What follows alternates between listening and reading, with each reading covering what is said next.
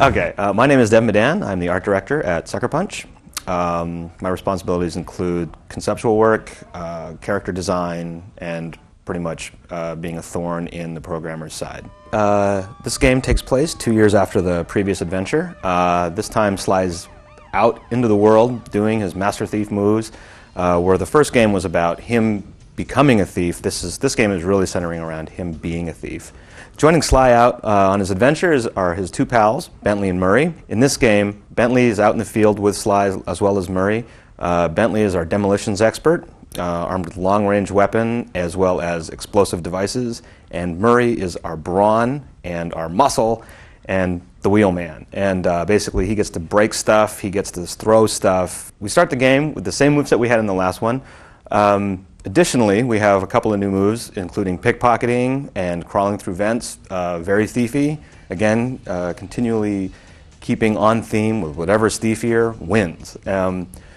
We also have an open environment in terms of Sly being able to run around the city to get where he needs to get to, multiple ways to get to wherever he needs to go, the street, the rooftops, using his environment. My name is Brian Fleming, and I am the producer of Sly 2 Band of Thieves and one of the founders of Sucker Puch. For those who finished Sly 1, at the end, the sort of setting is that Sly defeats a robotic enemy named Clockwork in the caldera of a huge volcano.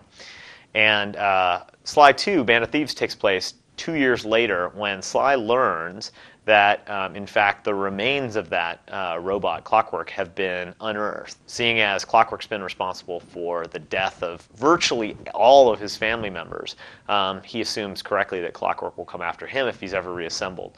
So the quest in Sly 2 Band of Thieves is to prevent that from happening. There's sort of great debate amongst the authorities and in Sly's gang about who's taking it, but the clues seem to lead towards a nefarious gang of villains known as the Claw Gang. Dimitri is the first enemy, the first member of the Claw Gang that you encounter in the game. He's sort of a misunderstood art student who had this kind of aesthetic kinetic that was never appreciated by the art community. So in retribution, he's decided that he's going to make his livelihood forging the great masterpieces of the world and then selling those at auction to punish people who have such, in his opinion, such bad taste. And he has a key component of Clockwork is being used to help his counterfeiting aims. And so that's our first stop in the new game. 18 months ago when we kicked off development, we spent a lot of time trying to come up with one theme that could really unify all of our efforts for the development cycle. And we settled on a sentence which is Sly and the gang work together to pull off a string of big heists. And everything we did, we felt if we could tie it back into that, we would really have a very tight game.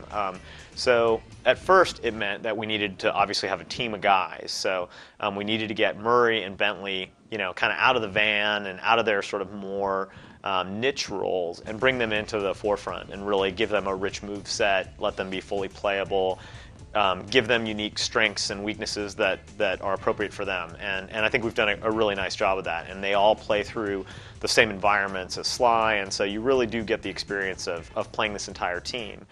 Then we decided that we needed to deliver the experience of a slick kind of heist movie feel.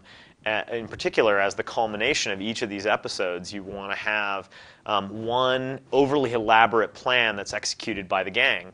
And I think one of the things that's been enjoyable for us is playing with all the different aspects of that. So we have some sequences where you're playing one character and there's another character who's working beside you under AI control.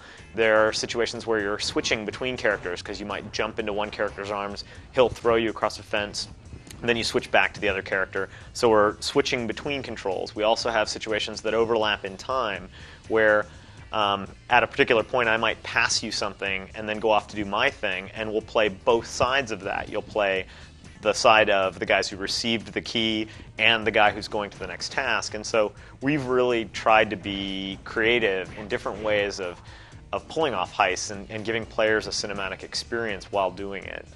So I hope we've been successful. Sly will be available in stores this September.